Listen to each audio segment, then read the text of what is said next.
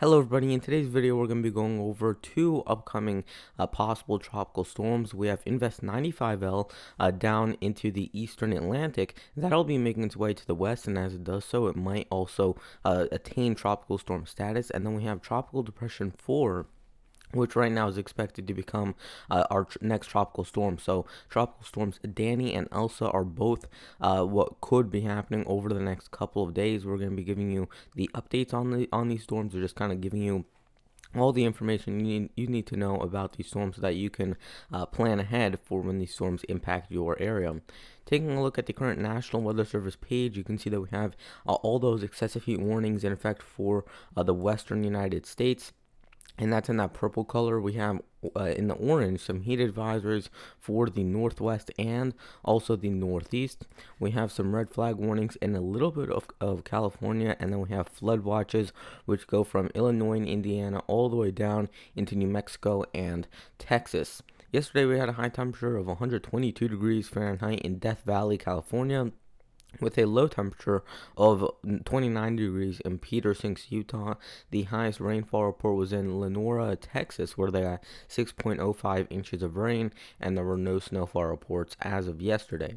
Taking a look at the 5-day outlook from the National Hurricane Center, you can see that we do have a 40% chance down here. So we have a 40% chance from Invest 95L, which is down in the eastern Atlantic, and that's going to be moving through parts of the Caribbean soon, through the Lesser Antilles, and then eventually into areas like the Bahamas, and potentially could make a run up the East Coast. We're going to be talking about that in the next couple of videos, because right now we're still too far out to really determine whether that'll happen. So it is expected to move kind of just straight west northwest, kind of in that direction, and then eventually again it might make a run up the East Coast, although it is still too far out to tell whether that'll actually happen. And then we have Tropical Depression 4, which could become Tropical Storm Danny over the next 12 to 24 hours just off the coast of South Carolina. It is expected to make landfall with South Carolina and then eventually kind of move into the Ohio Valley and then move back out through parts of the Northeast and New England. We're going to have to see how intense it is still by that point. It looks like it's mostly just going to be rain for those areas, nothing to do with really the strong wind speeds. So mostly just a rain event if it were to move into these areas, except if you live in parts of the Carolinas or coastal Georgia, you guys might have a little bit of issues with some winds gusting up near 35 or 40 miles per hour at times. Taking a look at Tropical Depression 4, you can see it is located southeast of South Carolina. It's located at 31.5 degrees north by 77.6 degrees west. Maximum winds of 30 knots or 34 miles per hour, minimum pressure of 1,013 millibars, radius of circulation around 120 nautical miles. And just to give you an idea of how far offshore it is, it's 161 miles east-southeast of Charleston, South Carolina. It's 749 miles east-southeast or east-southwest of or west-southwest of Bermuda, and it's 254 miles northeast of Jacksonville, Florida. So just to kind of give you an idea, it is still a couple hundred miles offshore of the U.S., but it is getting closer and closer every single day. Taking a look at the satellite imagery, you can see that even though the area of circulation is right in here, so this is where your circulation is, most of the actual intensity from the storm is coming on the western end. So most of the storminess and rain and all the wind is mostly happening on the western edge of the storm. So even though it hasn't made landfall yet, some parts of southeastern Georgia and coastal South Carolina are already feeling some of the impacts out of the storm. We're going to have to really see how close this gets before it becomes a tropical storm, or even if it does become a tropical storm at all, because you can see that we really don't have too much farther of a way to go until we start to make landfall. So it only has about 12 hours or so, maybe 24 hours at the most, to become a tropical storm and to kind of upgrade into that category. So it's going to have to do it quick, and it's going to really have to ramp up here in terms of its intensity if you do want this to become a tropical storm. So we only have a few more hours for this to become a tropical storm before that window starts to close a little bit more. Taking a look at the key messages, and I'll read them off for you guys. The first one is that heavy rainfall is possible from coastal South Carolina and Georgia inland across the Piedmont of Georgia into northeast Alabama. Isolated flooding is possible across urban areas of southern South Carolina and the Georgia coast. The second key message is that tropical storm force winds are expected across portions of the South Carolina coast late this afternoon and tonight, where a tropical storm warning is in effect, and swells generated by the depression are expected to affect portions of South Carolina this afternoon and tonight. These swells could cause life-threatening surf and rip currents. So yeah, really, you don't want to be on the beach for today. By tomorrow, it should be decent, especially later in the day into the afternoon, but you really don't want to be out on the beach until probably tomorrow afternoon. That's when it should kind of clear up. But for today, you want to stay. If you're going to the beach, try and just stay on the sand. Really, don't go into the water because, of course, rip currents and the high waves are going to be an issue with this tropical storm pretty much right along the coast as of now. Taking a look at the forecasted track of this, you can see it's expected to, over the next 2 days, move inland over to South Carolina, then into Georgia, and then eventually into areas like Tennessee. It should curve back up through the Ohio Valley and then maybe move into the northeast. You can also see that we have some tropical storm warnings up for the coastal parts of South Carolina right now.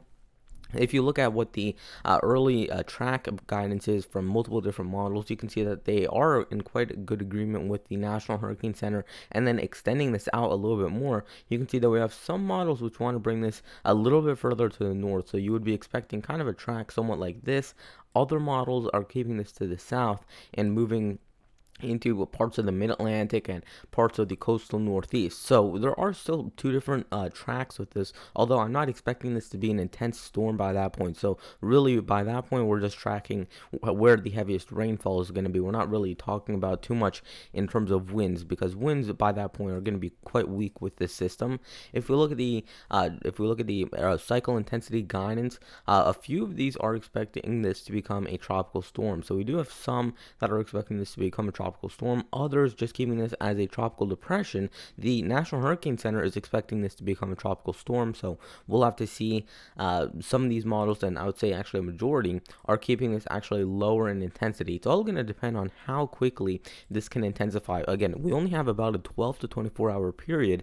If it does not become a tropical storm within that period, it's probably never going to become a tropical storm within that storm's lifespan. So because it's going on land soon, it's going to have to intensify before it actually does that in order to become a tropical storm. So we only have a small window, and that window's closing every single hour. So we need this to become a tropical storm quickly, or else it's not going to become a tropical storm at all. But again, it is very, very close. It only needs about 4 knots higher in the wind speeds, and it would become a tropical storm. So we're very, very close. As you can see, we're right on the edge of that tropical storm status. So we're very, very close, and we'll have to see if it can gain that extra wind intensity within the next couple of hours to actually become a tropical storm. And if you're worried about the storm surge, it's not expected to be too significant, although over parts of southeastern South Carolina, we're expecting storm surge to be around 1 to 3 feet in these areas. So again, it's nothing that's going to be too big or significant, although it will be impactful, especially in some of these lower lying areas. Now moving on to Invest 95L, which is the one that's out to shore in the eastern and southern Atlantic there.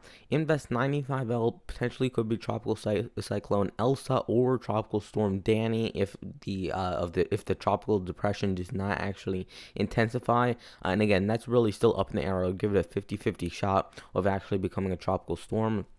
Located around 11.7 degrees north by 39.5 degrees west.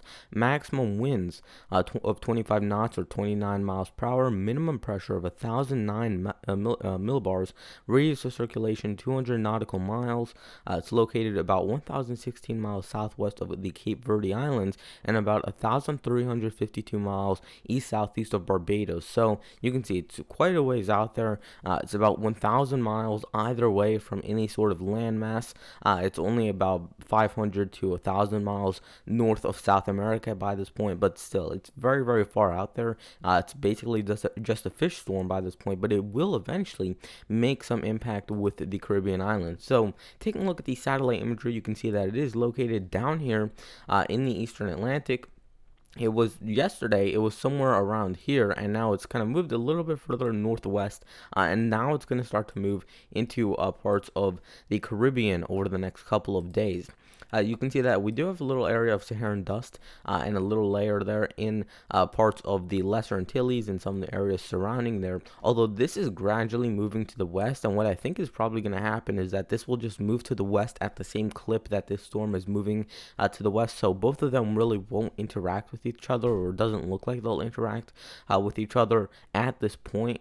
So I don't think that'll be too much of an impact on this storm. It looks like it has a pretty good path to becoming a tropical storm, maybe even a low-end category 1, and if it were to become a category 1, I believe it would be the first hurricane of this Atlantic hurricane season. If you look at the track models, you can see that we're expecting this to move into areas of the Lesser Antilles, Puerto Rico, and then move into potentially the Bahamas over the next 4 to 5 days. If we look at some of the GFS ensemble models, you can see that we have a couple of these that want to bring this closer to the coast. Yesterday, they were much closer to the coast.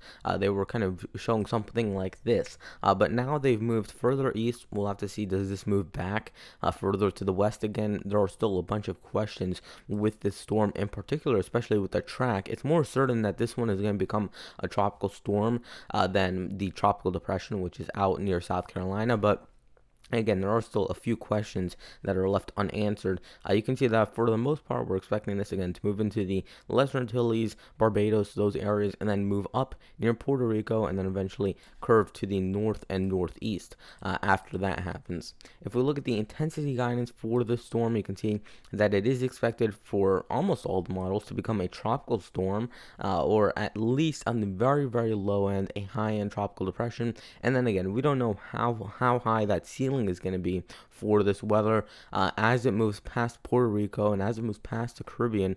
Does this continue to intensify after that into the Bahamas? Does this turn into a category 1 there? And then also, does this make impact with the US, or does it just stay out to sea into the middle of the Atlantic? So again, a lot of questions that are still left unanswered with this particular storm.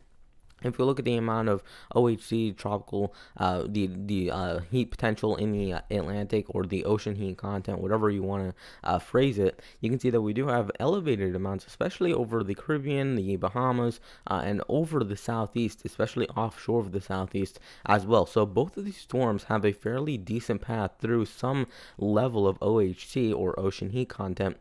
We have that tropical depression, which is going through an area of decent OHC, so you do have some ocean heat content within that area. And then we have what could potentially become our next tropical storm after that, Invest 95L, which by this point is down here, but it will be moving into a very favorable area with OHC. If we look at some other factors, including the sea surface temperatures, you can see these are also very warm. So off the southeast coast, we have sea surface temperatures that are above 80 degrees. 26 degrees Celsius is equivalent to 80 degrees Fahrenheit, or around 79 degrees.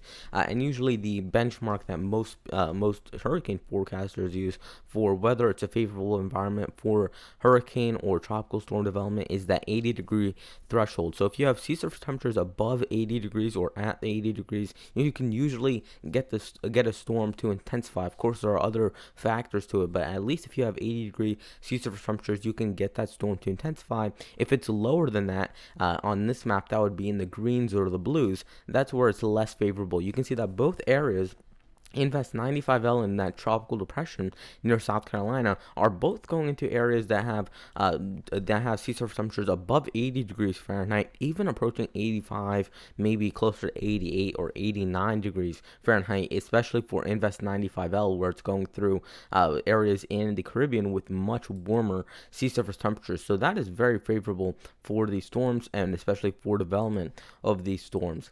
If you look at the Saharan dust, again, you can see that we do have a little little bit of a pocket in here just east of the Lesser Antilles, and it looks like that'll probably be making its way further to the west. This has been gradually moving away to the west, and it looks like there probably will be an opening as that does so for tropical or the for that tropical system Invest 95L to kind of just squeeze in there and move further to the northwest. So it looks like if it does pan out as we're expecting at this point, that this area of Saharan dust will move out of the way in time for Invest 95L to move to the north. And then if you're wondering about Tropical Depression 4, basically no Saharan dust layer in effect for those areas, so nothing that could really impede it on its way to become a tropical storm or to become a possible tropical storm. Taking a look at the wind shear, especially as you're getting into those yellow shaded colors, that's where you're in more of a predicament in terms of the wind shear. You can see that it's not too bad right now. You can see that we have a little bit of wind shear to the north of Tropical Depression 4, although that shouldn't really impede it too much. And then we have this little area of wind shear over the central Atlantic, which goes down into the Caribbean. Now, this is what could possibly disturb Invest 95L, and this is what most models, I think, that have this kind of becoming a weak tropical storm and then kind of tailing off into a tropical depression kind of impacted from. I think as the system, as Invest 95L moves up through parts of the Atlantic into parts of the Caribbean, and as it moves into the Bahamas, and as it starts to make that curve into the southeast coast, it will get stopped, or it at least will meet this area of wind shear. And if it can get impeded enough by that wind shear, then it might just fall apart right there and there, right then and there. So we'll have to see how intense this wind shear is and how impactful that'll actually be to this storm. But that's the main thing that I think, if anything is going to break Invest 95L apart, it's going to be that wind shear over the central Atlantic. And that is going to wrap it up for today's video. Please consider liking the video, subscribing, and turning on notifications. And I'll see you guys in the next video. Goodbye.